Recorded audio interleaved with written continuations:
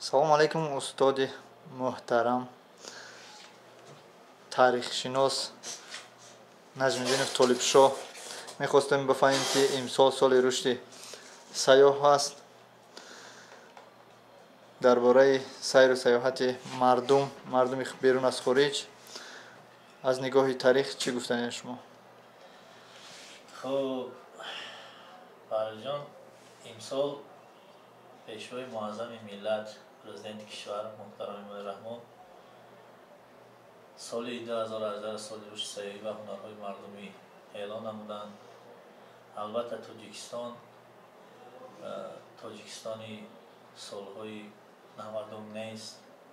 тоҷикистон имрӯз яке аз беҳтарин кишварҳое ки ҳатто эътирофш карданд давлатҳои абадқудрат, ки дар байни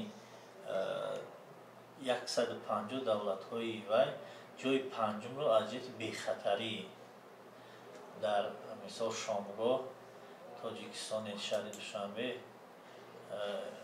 ва дар бар гирифтааст. аз ин нуқтаи назар имрӯз тоҷикистон ҳамаи гӯшаву канор, ҳар ноҳия, ҳар минтақае ки сафар накунем, дар он ҷо албатта ёдгориҳои таърихии мардуми халқи тоҷик албатта маҳфуз аст. имсол соли рушди сайёҳӣ аст. донишгоҳи омӯзгорӣ аз ҷумла факултаи таърих низ дар натиҷаи ҳамон нақшачорабиниҳо мо тавонистем ки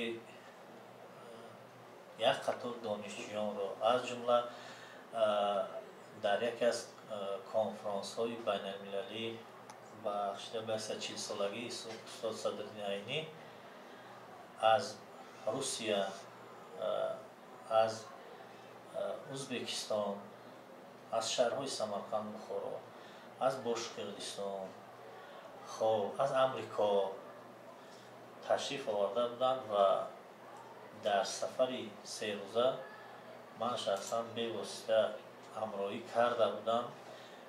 яъне шаҳри Душанбе, осорхонаи устод Садриддин Айнӣ, боғи устод Садриддин Айнӣ, боғи устод Рӯдакӣ, китобхонаи миллӣ,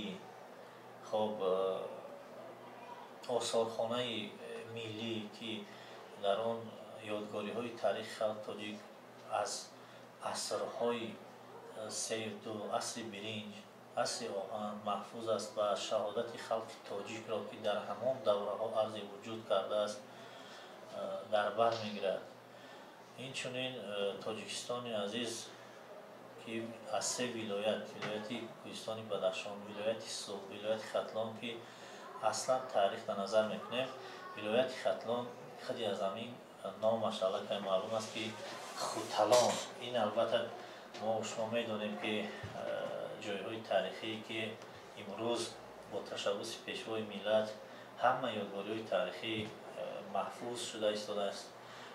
онҳо коркард шуда, онҳо аз сари нав ба оламиён аллакай нишон дода истодаем ки халқи тоҷик тавонистааст дар муқобили ҳама гуна аҷнабиён мубориза барад ва ҳифз кунад забон, адабиёт, фарҳанги худша. ва ҳамин гуна ёдгориҳои таърихии қалъаи Ҳурбук ба шумор меравад. хуб дар худи ноҳияи восеъ хеле як ҷойи таърихӣ аст. дар вилояти Суғд, дар Уротепа, яъне Иста Равшани имрӯза, ёдгориҳои таърихии асри се аллакай ба давраи асри биринҷ рост мегӯянд. қалъаи Муғ ноҳияи Айнида, Панҷакент дар Саразм, инчунин вай табиати зебои Тоҷикистон, Варзоб, кӯҳҳои баланди Бадахшон. хулоса ҳар як гӯшаву канори Тоҷикистон ҷойи таърихӣ дорад, ҳавои тоза дорад ва ҳамаи сайёҳон имрӯз ташриф оварда истоданд. ба ҳамин хотир мо даъват ба амал меорем ки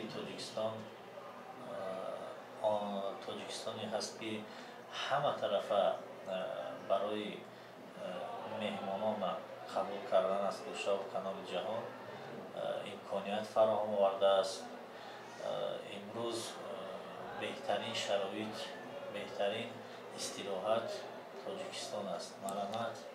ташаккури зиёд устод. беҳтарин дар ҳақиқат гапҳои шумо дуруст аст ки мо сайёҳон гаштем дидем. дар ҳақиқат дар панҷруд, панҷакин, рӯдакӣ рафтем, Иста Равшан рафтем ва худи Кӯлоб ва қалъаи Ҳулбуг будем.